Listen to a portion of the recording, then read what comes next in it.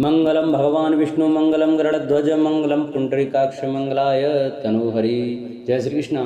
राधे राधे भक्तों, स्वागत है आप सभी का हमारे YouTube चैनल आर के भक्ति 7895 में। प्रिय भक्तजनों, आज की वीडियो में हम आपको पद्मिनी एकादशी की व्रत कथा सुनाएंगे। तो सभी भक्तजन हमारी कथा को बड़े श्रद्धा भाव और प्रसन्न चित्त मन से सुने। जो भी भक्त हमारे चैनल पर नए जुड़े हैं, जिन्होंने चैनल को सब्सक्राइब नहीं किया है, वो हमारे चैनल को सब्सक्राइब जरूर करें, वीडियो को लाइक करें, शेयर करें और कमेंट में राधे राधे अवश्य लिखें।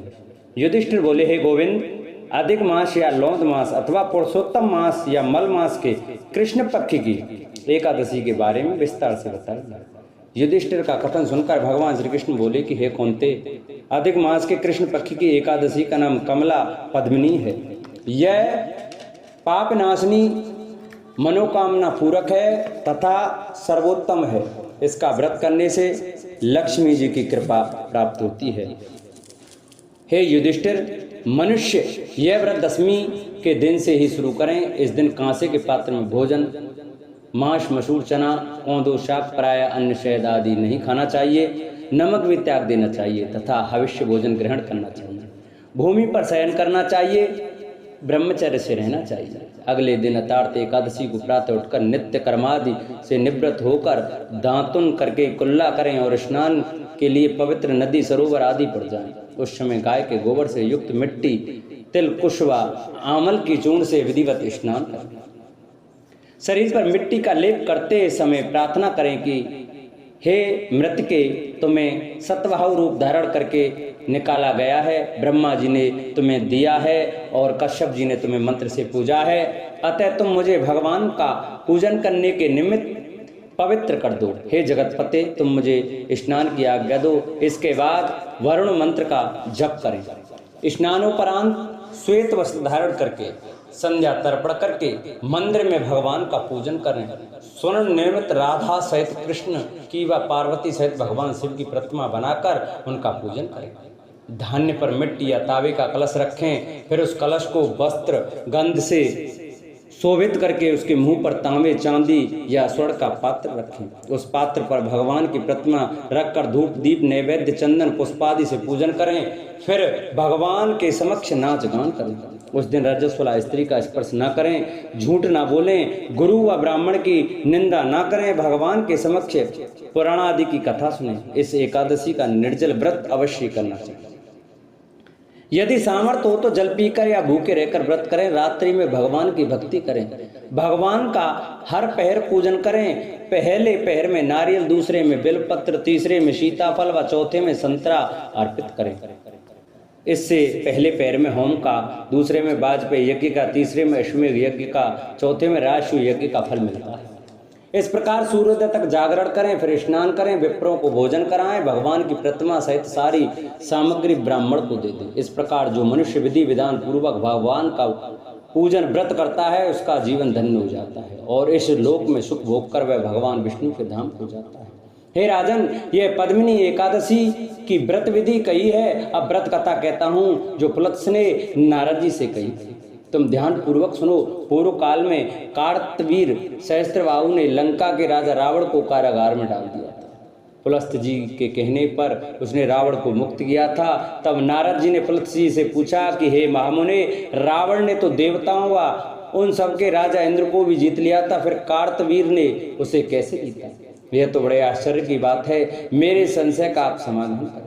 तब पुलत्स्य जी ने कार्तवीर की उत्पत्ति की कथा सुनाते हुए कहा कि त्रेता युग में महेश्मती नगरी में उपकार्तवीर का शासन था। उसके 100 रानियां थीं, लेकिन किसी भी रानी के ऐसा कोई पुत्र नहीं था जो उस राज्य का भार संभाल सके। तब उस राजा ने पुत्र प्राप्ति के लिए अनेक यज्ञ किए, लेकिन वे सभी विफल रहे। अंत में तप द्वारा सिद्धियां हासिल करने के लिए वह गंधमादन पर्वत पर चला गया। उसकी पत्नी हरिश्चंद्र की पुत्री कामदा भी वस्त्राभूषणों को तजकर पति के संग गंधमादन पर्वत पर चली गई। उन दोनों ने वहां 10,000 वर्ष तक घोर तपस्या किया, लेकिन सिद्धि नहीं मिल सकी। राजा कंकाल मात्र बनकर रह गया। यह देख प्रमदा ने विनीत भाव से सती अनसुईया से पूछा कि हे देवी, मेरे पति को तप करते हुए 10,000 वर्ष व्यतीत हो गए हैं, लेकिन भगवान प्रसन्न नहीं हुए, जिससे मुझे पुत्र प्राप्त हो। अब मुझे तुम भी कोई ऐसा व्रत बतलाओ जिससे मुझे पुत्र की प्राप्ति हो जाए। तब सती अनुसुईया ने कहा कि 32 मास के बाद अधिक मास आता है जिसमें 2 एकादशियां होती हैं। उनमें से शुक्ल पक्ष की एकादशी का नाम पद्मिनी और कृष्ण पक्ष की एकादशी का नाम परमा है। पद्मिनी एकादशी का तुम व्रत व जागरण करो तो तुम्हें अवश्य पुत्र रत्न की प्राप्ति होगी। सती अनुसुईया ने उसे व्रत की विधि भी बतला दी। रानी प्रमदा ने वह व्रत किया और रात्रि में जागरण भी किया। फलस्वरूप भगवान विष्णु प्रसन्न हो गए और वर मांगने को कहा। तब रानी भगवान की स्तुति करके बोली कि प्रभु, यह वर आप मुझे मेरे पति को दें। इस पर भगवान विष्णु बोले कि प्रमदे अधिक मास मुझे अति प्रिय है, इसमें तुमने एकादशी व्रत व जागरण किया है, तय मैं तुमसे अति प्रसन्न। इतना कहकर वे राजा से बोले कि राजन, अब तुम अपने मनोरथ के अनुकूल वर मांगो। भगवान की ऐसी वाणी सुनकर राजा ने कहा कि हे प्रभु, आप मुझे श्रेष्ठ सर्वपूजित व आपके अलावा देव दानव मनुज से अपराजय पुत्र प्रदान करें। फिर तथास्तु कहकर भगवान वहीं अंतर्ध्यान हो गए। राजा व रानी अपने राज्य में लौट आए। उन्हीं का पुत्र कार्तवीर था जो अजय था, अतः उसने रावण को भी जीत लिया था। नारद जी को यह कथा सुनाकर तुलसी वहां से चले गए। जो भी मनुष्य अधिक मास की एकादशी का व्रत करता है वह विष्णु लोक को प्राप्त करता है। बोलो विष्णु भगवान की जय।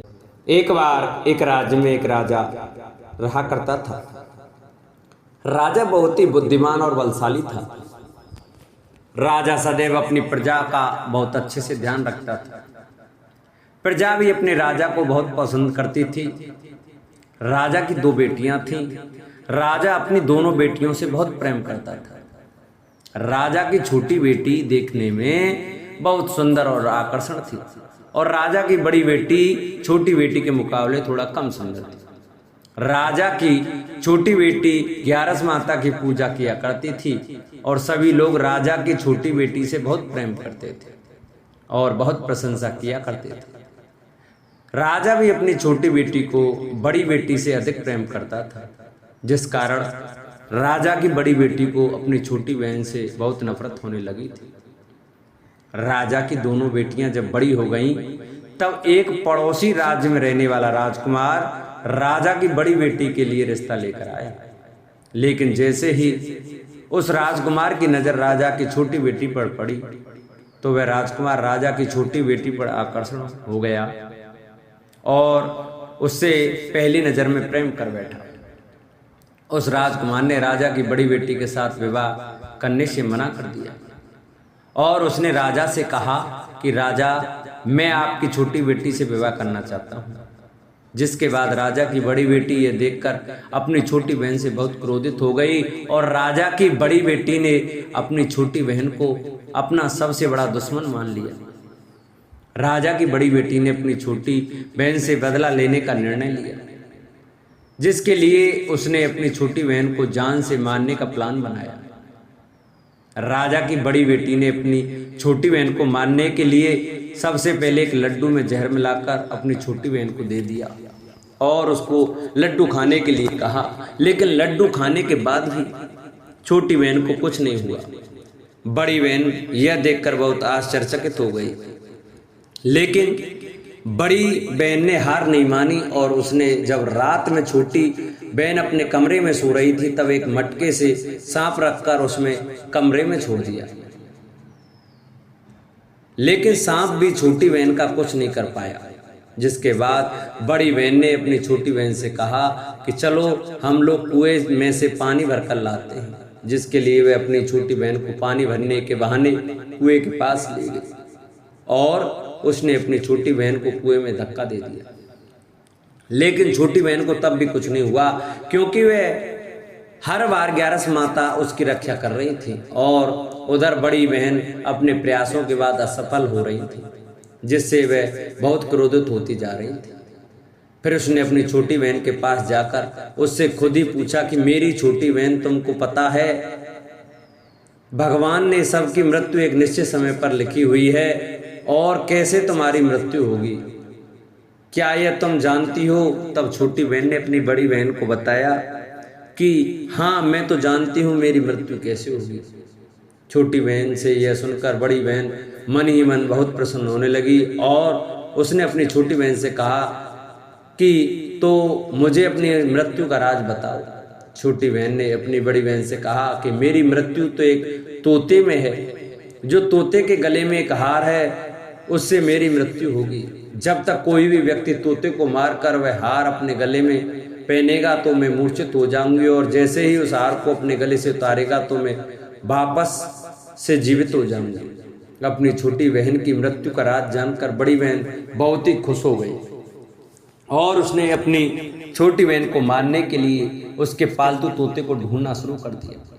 और छोटी बहन को इस बात का आभास हो गया कि कोई उसकी जान लेना चाहता है, जिसके लिए वह अपने पिताजी के पास गई और उसने अपने पिताजी से कहा कि पिताजी, मेरी मृत्यु के बाद आप मुझे जलाइएगा मत, बल्कि आप मुझे अपनी पुरानी हवेली में एक पलंग में लटाकर छोड़ दीजिएगा। अपनी छोटी लड़की की यह बात सुनकर राजा बहुत आश्चर्यचकित हो गए। राजा ने अपनी छोटी बेटी से पूछा, बेटी तुम ये क्या कह रही हो? तब राजा की छोटी बेटी ने बताया, पिताजी समय किसी के नहीं रुक सकता, कब क्या हो जाए किसी को कुछ नहीं पता। और फिर राजा ने अपनी छोटी बेटी से कहा कि तुम ऐसी बातें क्यों कर रही हो? 2-3 दिन में तो तुम्हारा विवाह है। लेकिन छोटी बहन ने अपने पिताजी को ऐसा करने पर मजबूर कर दिया और उनसे वचन ले लिया। राजा ने भी अपनी छोटी बेटी की बात स्वीकार कर ली और 2-3 दिनों के बाद जब शादी का समय आया तब राजकुमार बारात लेकर राजा के घर आया और राजकुमार और राजा की छोटी बेटी का विवाह शुरू हो गया। जैसे ही राजा की छोटी बेटी राजकुमार के साथ फेरे लेना शुरू करती है तो उसकी बड़ी बहन अपनी छोटी बहन के कमरे में जाकर उसके तोते को पकड़ लेती है और उसको जान से मार देती है। तोते के गले में जो हार था उसको अपने गले में धारण कर लेती है। जैसे ही बड़ी बहन उस हार को अपने गले में धारण करती है तो उधर छोटी बहन 3.5 ही फेरे ले पाती और वहीं पर बेहोश होकर गिर जाती है। जिसके बाद राजा ने बड़े बड़े दर्द हकीमों को बुलाया और अपनी छोटी बेटी का इलाज करने के लिए कहा। राजा की बात सुनकर वैद्य ने छोटी बेटी को जब चेक किया तो राजा को बताया कि आपकी छोटी बेटी ना तो जीवित है और ना ही मरी हुई है। यह मैं ऐसा पहली बार देख रहा हूँ। राजा ने वैद्य और हकीम को यह बात बाहर बताने से मना कर दिया और उनको कहा कि अगर तुमने यह बात किसी को बाहर बताई तो हम तुम्हें फांसी दे देंगे। राजा ने अपनी छोटी बेटी को पुराने महल में जाकर एक पलंग में लिटा दिया और वहां पर कुछ सैनिकों को तैनात कर दिया। वापस अपने महल पर आ गया। राजा की बड़ी बेटी अपने पिताजी के पास आई और कहने लगे कि पिताजी, अगर यह शादी संपन्न नहीं हुई हो तो आपकी इज्जत का क्या होगा? आप कहें तो मैं आपकी इज्जत बचाने के लिए राजकुमार से शादी करने के लिए तैयार हूँ। जिसके बाद राजा ने अपनी बड़ी बेटी की बात मान ली और राजा ने बड़ी बेटी को छोटी बेटी के कपड़े पहनाकर मंडप पर भेज दिया। लेकिन राजकुमार यह जान गया कि यह राजा की छोटी बेटी नहीं है, बल्कि यह राजा की बड़ी बेटी है। लेकिन जब राजकुमार ने शादी करने से मना कर दिया तो सभी लोगों ने राजकुमार को विवश करके राजा की बड़ी बेटी से बचे हुए फेरों को संपन्न करा दिया और विवाह करवा दिया। जिसके बाद राजकुमार राजा की बड़ी बेटी को अपने महल ले गया। राजकुमार राजा की बड़ी बेटी से ना तो बात करता था, नहीं उसको पसंद करता था और ना ही उसके आसपास भटकता था। और राजकुमार ने यह फैसला ले लिया कि वह अपनी प्रेमिका को ढूंढ कर रहेगा और यह जानकर रहेगा कि उसके साथ हुआ क्या है। एक दिन राजकुमार अपने घोड़े पर सवार होकर राजा के पुराने महल के पास पहुंच गया, जहां पर उसने कुछ सैनिकों को देखा। महल के पास पहुंचकर राजकुमार ने जब महल को ध्यान से देखा तो वह समझ गया कि यह तो हमारे ससुर जी का महल है। तब राजकुमार ने सैनिकों से पूछा, तुम लोग यहाँ क्या कर रहे हो और इस महल के अंदर पलंग में कौन लेटा है? जिसके बाद सैनिकों ने बताया कि यहाँ पर राजा की छोटी बेटी लेटी है। यह सुनकर राजकुमार बहुत प्रसन्न हो गया और वह तुरंत अपनी प्रेमिका के पास पहुंच गया और उसकी सेवा करने लगा। जैसे ही रात हुई तो राजा की छोटी बेटी उठकर खड़ी हो गई। राजकुमार यह देखकर बहुत खुश हो गया और उसने अपनी प्रेमिका से पूछा कि तुम यहाँ क्या कर रही हो? तुम मेरे साथ मेरे घर चलो। राजा की छोटी बेटी ने राजकुमार को सारी बातें बता दी कि मेरी जान एक तोते में बसी थी और मैंने यह बात सिर्फ अपनी बड़ी बहन को बताया था और मुझे पता है कि उसने ही मुझे मारने का प्रयास किया है। उसके पास एक हार है जिसको वह सुबह पहन लेती है और रात को उतार देती है। जब तक वह हार को पहनने रहती है तब तक मैं मूर्छित रहती हूँ, और जैसे ही वह हार को उतार देती है तो मैं जीवित हो जाती हूँ। और जब तक मेरी बड़ी बहन के पास वह हार है तब तक मैं ऐसे ही जीवित और मूर्छित होती रहूँगी। अगर मेरी बड़ी बहन के पास जो हार वह मेरे हाथ में लग जाए तो मैं हमेशा के लिए जीवित हो जाऊंगी। राजकुमार यह बात सुनकर राजा की छोटी बेटी के पास रहने का निर्णय ले लिया और उसने अपने बचे हुए सारे फेरे उस पलंग में लेटी राजकुमारी की छोटी बेटी के साथ ले लिए और अपना विवाह पूर्ण कर लिया और वहीं पर ही रहने लगा। देखते ही देखते कुछ समय में राजा की छोटी बेटी और राजकुमार की पत्नी पेट से हो गई। एक दिन राजकुमार को किसी काम से बाहर जाना पड़ा, तब छोटी बहन के पेट में बहुत तेज से दर्द होने लगा, जिसके बाद उसने 11 माता का आह्वान किया। जिसके बाद वहां पर 11 माता प्रकट हुई और उन्होंने अपनी भक्तों के दर्द को दूर किया और एक पुत्र की प्राप्ति करवाई। और वहीं पर अचानक से राजकुमार भी आ गया। राजकुमार ने 11 माता को देखा तो वह आश्चर्यचकित हो गया और उसने तुरंत माता को प्रणाम किया। और 11 माता ने राजकुमार से कहा कि जब तुम्हारा बेटा 5 वर्ष का हो जाए तुम अपनी पत्नी का हार आकर इसके गले में डाल देना। और देखते ही देखते राजकुमार और राजा की छोटी बेटी का पुत्र 5 वर्ष का हो जाता है। तो राजकुमार अपने बेटे से कहता है कि बेटा मैं कुछ काम से बाहर जा रहा हूँ, तुम अपनी माता का ध्यान रखना। और वहां से चला जाता है। राजा को बाहर निकलता देख बड़ी बहन के सैनिक देख लेते हैं और बड़ी बहन को जाकर सारी बातें बता देते हैं। जिसके बाद बड़ी बहन अपनी छोटी बहन के पुत्र को वहां से उठवा लेती है और उसको मरवा देती है। छोटी बेटी के पुत्र के 2 टुकड़े करवा देती है। पहला टुकड़ा चक्की के पास छुपा देती है और दूसरा टुकड़ा अपनी पलंग के नीचे रख लेती है। अब 11 माता भिखारी का रूप लेकर आती हैं। एक भिखारी का रूप रखकर बड़ी बहन के पास चली जाती हैं। जिसके बाद वहां पर भिक्षा मांगने लगती हैं। बड़ी बहन अपने नौकरों से कहती है कि जाकर भिक्षा दे दो, लेकिन जैसे ही नौकर 11 माता को भिक्षा देने के लिए आते हैं तो माता उन्हें मना कर देती है और कहती है कि मैं तुम्हारी महारानी से ही भिक्षा लूंगा। जिसके बाद बड़ी बहन स्वयं ही भिक्षा देने के लिए माता के पास आती हैं। तब माता एक बिल्ली का रूप लेकर उसके कमरे में चली जाती हैं और वहां पर छोटी बेटी के पुत्र के 2 टुकड़ों को आपस में जोड़ देती हैं और उसे जीवित कर देती हैं। उसे वहां से ले जाती हैं। राजकुमार अपने बेटे को लेकर अपनी पत्नी के पास जाता है और उससे कहता है कि तुम इसका ध्यान रखना। अगर तुम इस बच्चे का अच्छे से ध्यान रखोगी तो मैं तुमसे बात करूंगा। एक दिन राजकुमार अपने बच्चे से कहता है कि तुम मम्मी से उनके गले का हार मांग लो। जिसके बाद राजकुमार का लड़का अपनी मम्मी के पास जाता है और कहता है कि मम्मी मुझे तुम्हारा हार चाहिए जो तुमने गले में पहन रखा है। यह सुनकर पहले तो बड़ी बहन बहुत क्रोधित होती है, पर उसको यह याद आता है कि राजकुमार ने कहा है कि अगर मैं इस बच्चे का ध्यान अच्छे से रखूंगी तो वह मुझसे बात करेंगे। जिसके कारण वह हार को उस बच्चे को दे देती है और वह तुरंत हार को ले जाकर अपने पिताजी को दे देता है। और तभी राजकुमार अपने बेटे को लेकर वहां से जाने लगता है और अपनी पत्नी से कहता है कि तुम हमारे लिए खाना बना कर रखना, मैं शाम को आकर तुम्हारे साथ खाऊंगा। और वह अपने बेटे को लेकर वहां से चला जाता है। जिसके बाद वह राजा के पास जाता है और उनको सारी बातें बता देता है। राजा अपनी बड़ी बेटी की यह करतूत सुनकर बहुत क्रोधित होते हैं और अपनी परवरिश पर ही दोष देने लगते हैं और राजकुमार को अपनी छोटी बेटी के साथ रहने के लिए आदेश देते हैं। बोलो 11 माता की जय। जिन भक्तों को हमारी ये 11 माता की कथा अच्छी लगी हो तो वो हमारी वीडियो को ज़्यादा से ज़्यादा शेयर करें, जिससे और भी भक्त हमारी 11 माता की कथा को श्रवण कर सकें। और जिन्होंने अभी तक चैनल को सब्सक्राइब नहीं किया है वो चैनल को अवश्य सब्सक्राइब करें, वीडियो को लाइक करें और कमेंट में लक्ष्मी नारायण भगवान की जय, 11 माता की जय अवश्य लिखें।